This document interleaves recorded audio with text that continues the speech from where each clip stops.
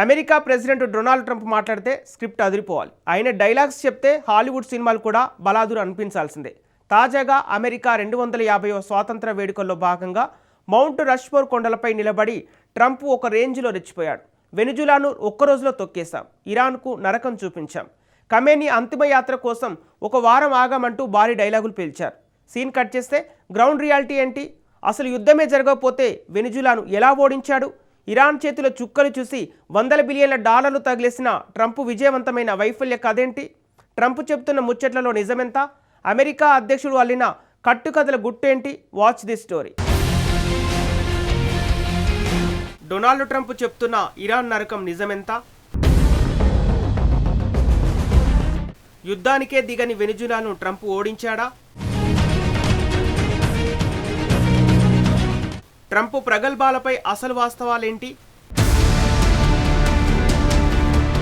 America 250వ స్వాతంత్ర వేడుకల్లో భాగంగా మౌంట్ రష్మోర్లో ట్రంప్ జాతిని ఉద్దేశించి ప్రసంగించాడు. వెనిజులాను ఒక్కరోజులో ఓడించామని ట్రంప్ చెప్పాడు. నరకం అంటే ఏంటో ప్రత్యక్షంగా కనిపించే స్థాయిలో ఇరాన్ను ధ్వంసం చేశామని వెల్లడించాడు. తమతో రాజీ కోసం ఇరాన్ ఘోరంగా పాకులాడుతుందన్నాడు. సంధి కుదుర్చుకోవడానికి ఇరాన్ పాలకులు ఎంతో ఆతృతగా ఉన్నట్లు ట్రంప్ వివరించాడు. తాము మంచివాళ్లం కాబట్టి ఖమేనీ అంతిమయాత్ర కోసం ఇరాన్కు ఒక వారం పాటు యుద్ధ విరామ గడువిచ్చామని ట్రంప్ చెప్పుకొచ్చాడు. We beat Venezuela in one day and we knocked the hell out of Iran. They're dying to settle. They want to settle so badly. We gave them a week off for a funeral because we're nice. America అధ్యక్షుడు Donald Trump అతిశయాలకు హద్దు పొద్దు లేకుండా పోతుంది. ఆయన మాటలు వింటుంటే America super man లాగా ఎగిరిపోయి ఒక చేత్తో వెనిజులాను తిప్పికొట్టి మరో చేత్తో ఇరాన్కు నరకం చూపించేసినట్లు అనిపిస్తోంది. కానీ గ్రౌండ్ రియాలిటీలోకి వస్తే ఆ కథే వేరుగా ఉంది. ముందు వెనిజులా విషయాన్ని చూద్దాం. డ్రగ్స్ను వెనిజులా అధ్యక్షుడు నికోలస్ మదురోనే స్వయంగా తయారు చేసి అమెరికాకు ఎగుమతి చేస్తున్నట్లు వైట్ హౌస్ 2025 ఆగస్టు నుంచి ఆరోపించింది. కరేబియన్ సముద్రంలోకి తమ సైన్యాన్ని మోహరించింది. ఎందుకంటే డ్రగ్స్ను అమెరికాకు సముద్ర మార్గంలో వెళ్లకుండా అడ్డుకోవడానికి మొదట్లో వాస్టింగ్ అని వాదించింది. చివరికి 2026 జనవరి 3 తెల్లవారుజామున కేవలం అధ్యక్షుడి ఇంటిపై సైన్యాన్ని దించింది. ఒక దేశ సార్వభౌమత్యాన్ని ఉల్లంఘించి ఒక దేశ అధ్యక్షుడిని అమెరికా కిడ్నాప్ చేసింది. ఈ ఘటనపై ప్రపంచ దేశాలు షాక్ అయ్యాయి. అమెరికా చేసిందే వెధవో పని, దీనికి మళ్లీ యుద్ధమని ట్రంప్ సమర్థించుకోవటం మరీ విడ్డూరం. ఒక్కరోజులోనే వెనిజులాను ఓడించామని ట్రంప్ తాజాగా డప్పు కొట్టుకున్నాడు. వెనిజులా ఎదురుదాడికి దిగలేదు, యుద్ధం అస్సలు జరగనే లేదు. వెనిజులా అధ్యక్షుడు నికోలస్ మదురోను అమెరికా సైన్యం కిడ్నాప్ చేసింది. మరి వెనిజులాలో ఎవరిని ట్రంప్ ఓడించాడో ఆ దేవుడికే తెలియాలి. బహుశా ట్రంప్ తన ట్విట్టర్ ఖాతాలోనే, తన ట్రూత్ సోషల్లోనో ప్రసంగాల్లో మాత్రమే ఆ దేశాన్ని యుద్ధంలో ట్రంప్ ఓడించి ఉండొచ్చు. ఇక ట్రంప్ తన ప్రసంగంలో చెప్పిన రెండో అంశం ఇరాన్ యుద్ధం. నరకం అంటే ఏంటో ప్రత్యక్షంగా కనిపించే స్థాయిలో ఇరాన్ను ధ్వంసం చేశామని ట్రంప్ చెప్పుకొచ్చాడు. వెనిజులా అధ్యక్షుడిని కిడ్నాప్ చేసిన 2 నెలలకు అంటే ఫిబ్రవరి 28న ఇరాన్పై పట్టపగలు ఇజ్రాయెల్తో కలిసి అమెరికా దాడికి దిగింది. ఈ దాడి సందర్భంగా అమెరికా అధ్యక్షుడు డొనాల్డ్ ట్రంప్ జాతిని ఉద్దేశించి ప్రసంగించాడు. తొలి రోజే ఇరాన్ సుప్రీం లీడర్ను హతమార్చినట్లు ప్రకటించాడు. ఇరాన్లో ప్రభుత్వం కూలిపోతుందని ట్రంప్ గొప్పలు చెప్పాడు. ఇరాన్ అణ్వాయుధాల తయారీకి చేరువ అయిందని, అణు కార్యక్రమాన్ని ధ్వంసం చేస్తామని వాదించాడు. ఇరాన్ పాలకులు 2 రోజుల్లో పారిపోతారని చెప్పాడు. యుద్ధం త్వరగానే ముగుస్తుందని చెప్పాడు. కానీ వాస్తవాలు అందుకు విరుద్ధంగా మారాయి. ట్రంప్ అనుకున్నట్లు ఖమేనీ చనిపోవడంతోనే ఇరాన్ ప్రభుత్వం కుప్పకూలిపోలేదు. పైగా మరింత భీకరంగా పశ్చిమాసియాలోని అమెరికా మిత్ర దేశాలను టార్గెట్ చేసింది. గల్ఫ్ దేశాలకు తెహ్రాన్ కంటి మీద కునుకు లేకుండా చేసింది. ఇరాన్ సరిహద్దుల్లోకి అమెరికా రాకుండా హర్ముజు జలసంధిని దిగ్బంధించింది. వాణిజ్య, చమురు, గ్యాస్ నౌకలు హర్ముజు మార్గంలో వస్తే దాడులు తప్పవని తెహ్రాన్ హెచ్చరించింది. దెబ్బకు హర్ముజ్ మూతపడింది. రోజులు గడిచిపోయాయి, వారాలు దాటిపోయాయి, నెలలుగా యుద్ధం సాగుతోంది.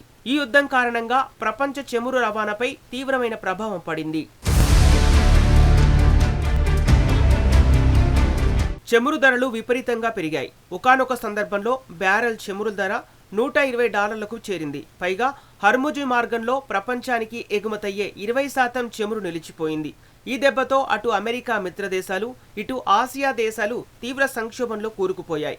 హర్ముజు మూతపడడానికి గల్ఫ్ దేశాలపై దాడులకు కారణం ట్రంపేనంటూ నిందించడం మొదలైంది.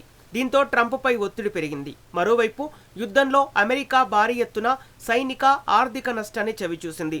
ట్రంప్పైకి గంభీరంగా ప్రగల్భాలు పలుకుతున్నప్పటికీ అంతర్జాతీయ నివేదికలు, America Congressional research service CRS వెల్లడించిన గణాంకాలు అమెరికాకు గట్టిగానే దెబ్బ తగినట్లు స్పష్టం చేస్తున్నాయి. ఈ యుద్ధంతో అమెరికా పన్ను చెల్లింపుదారులపై దాదాపు 11,000 కోట్ల డాలర్ల భారీ భారం పడింది. ప్రారంభంలో యుద్ధంలో రోజుకు 100 కోట్ల డాలర్లను అమెరికా వెచ్చించింది. ఇటీవల 8,800 కోట్ల డాలర్ల అత్యవసర యుద్ధ నిధులను ఇవ్వాలని కాంగ్రెస్ను ట్రంప్ ప్రభుత్వం కోరింది. ఇరాన్ యుద్ధంలో అమెరికా రక్షణ రంగానికి వెన్నెముక లాంటి అత్యాధునిక ఎయిర్ క్రాఫ్ట్లు, డ్రోన్లు, క్షిపణులను ట్రంప్ కోల్పోవాల్సి వచ్చింది. అధికారిక నివేదికల ప్రకారం కనీసం 42 సైనిక విమానాలు, డ్రోన్లు ధ్వంసమవడమో లేదా తీవ్రంగా దెబ్బతినడమో జరిగింది. అత్యంత ఖరీదైన 24 MQ-9 రీపర్ డ్రోన్లను అమెరికా కోల్పోయింది. వీటిలో ఒక్కో దాని ధర సుమారు 250 కోట్ల రూపాయలు. అమెరికాకు చెందిన MQ-4C ట్రైటాన్ డ్రోన్ను ఇరాన్ కూల్చేసింది. ఇరాన్ యుద్ధంలో ఒక F-15E strike eagle fighter jet కూలిపోయింది. కువైట్ సరిహద్దుల్లో పొరపాటున జరిగిన కాల్పుల్లో మరో 3 F-15E జెట్లు కూలిపోయాయి. ఒక అత్యాధునిక F-35 యుద్ధ విమానం ఇరాన్ కాల్పుల వల్ల దెబ్బతింది. మీకు తెలుసా, ఈ F-35 యుద్ధ విమానం శత్రువు కంటికి కనిపించకుండా వెళ్లి ధ్వంసం చేసి వచ్చే రకం. కానీ ఇరాన్ కంటికి మాత్రం డెడ్లీ ఫైటర్ జెట్ కనిపించింది. టెహ్రాన్ అటాక్ లో F-35 తీవ్రంగా దెబ్బతింది. ఇరాన్ గెరిల్లా తరహా దాడులకు ఒక A-10 thunder bolt, 2 MC-130J special operation విమానాలు గ్రౌండ్లోనే ధ్వంసమయ్యాయి. అలాగే KC-135 రీఫ్యూయలింగ్ ట్యాంకర్ను ఇరాన్ కూల్చివేసింది. గల్ఫ్లోని సౌదీ అరేబియా, ఖతార్, కువైట్, UAEలో ఉన్న అమెరికా రక్షణ స్థావరాలను లక్ష్యంగా చేసుకుని ఇరాన్ వేలాది షాహెద్ డ్రోన్లు, బాలిస్టిక్ క్షిపణులతో దాడికి దిగింది. సౌదీలోని ప్రిన్స్ సుల్తాన్ ఎయిర్ బేస్ పై ఇరాన్ జరిపిన డ్రోన్ దాడిలో అక్కడ పార్కు చేసి ఉన్న 5 KC-135 ట్యాంకర్ విమానాలు, ఒక E-3 సెంట్రీ విమానం దెబ్బతిన్నాయి. ఇరాన్ క్షిపణుల దాడిలో అమెరికాకు చెందిన కనీసం 12కు పైగా అధునాతన రాడార్, శాటిలైట్ వ్యవస్థలు పూర్తిగా లేదా పాక్షికంగా ధ్వంసమయ్యాయి. ఇరాన్ ఎదురుదాడుల్లో అమెరికాకు చెందిన 16 మంది సైనికులు ప్రాణాలు కోల్పోయారు. 548 మందికి పైగా సైనిక సిబ్బంది గాయపడ్డారు. ఒక సైనికుడు అదృశ్యమయ్యాడు. ఏ రకంగా చూసుకున్నా ఇరాన్ యుద్ధంలో ఎక్కువగా నష్టపోయింది అమెరికానే. ఇరాన్ సుప్రీం లీడర్ ఖమేనీని చంపి సంప్రదాయ నౌకాదళాన్ని అమెరికా దెబ్బతీసింది. ఈ 2 అంశాలు తప్ప ఈ యుద్ధంలో అమెరికా సాధించింది ఏమీ లేదు. ఒక రకంగా వ్యూహాత్మకంగా అమెరికా చరిత్రలోనే అత్యంత విజయవంతమైన వైఫల్యం ఇరాన్ యుద్ధమేనని ప్రపంచం ఘోషిస్తోంది. ఎందుకంటే అమెరికా కోట్లాది రూపాయల ఖరీదైన తొహమాక్ పెట్రియాట్ క్షిపణులను వాడితే ఇరాన్ మాత్రం చాలా చౌకైన డ్రోన్లు, మిస్సైళ్లతో అమెరికా లాజిస్టిక్స్, ఎయిర్ ఫీల్డ్లు, రన్వేలను దెబ్బతీసింది. అమెరికా యుద్ధ వ్యూహాన్ని పూర్తిగా స్తంభింపజేసింది. ట్రంప్ చెబుతున్న ఇరాన్ విజయం వెనుక ఇంతటి భారీ మూల్యం దాగి ఉంది. ఈ యుద్ధంలో అమెరికా సాధించింది శూన్యం. పైగా ఘర్షణలతో అమెరికా ఆయుధ నిల్వలు అడుగంటుతున్నాయి. అంతర్జాతీయంగా పరువు పోయింది. ఇరాన్ లొంగిపోవడం దేవుడెరుగు. ఆ దేశం మరింత బలపడింది. అణు కార్యక్రమాలను ఆపబోమని తెగేసి చెప్పింది. అమెరికా ఫ్రీ చేసిన తన నిధులను కూడా చాకచక్యంగా వెనక్కి రాబట్టుకుంది. ఇక్కడ ట్విస్ట్ ఏమిటంటే హర్ముజు జలసంధిపై ఇరాన్ తన పట్టును మరింత బిగించింది. ఇప్పుడు అక్కడ వెళ్లే నౌకలపై టోల్ ట్యాక్స్ వసూలు చేస్తామంటూ అమెరికా కొత్త పీడకలలు రప్పిస్తోంది.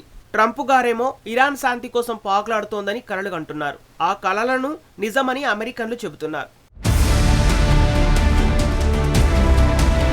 ప్రపంచంలో ఎక్కడ ఏది జరిగినా దానికి తానే డైరెక్టర్ అండ్ ప్రొడ్యూసర్ అని చెప్పుకోవటం ట్రంప్కు అలవాటైంది.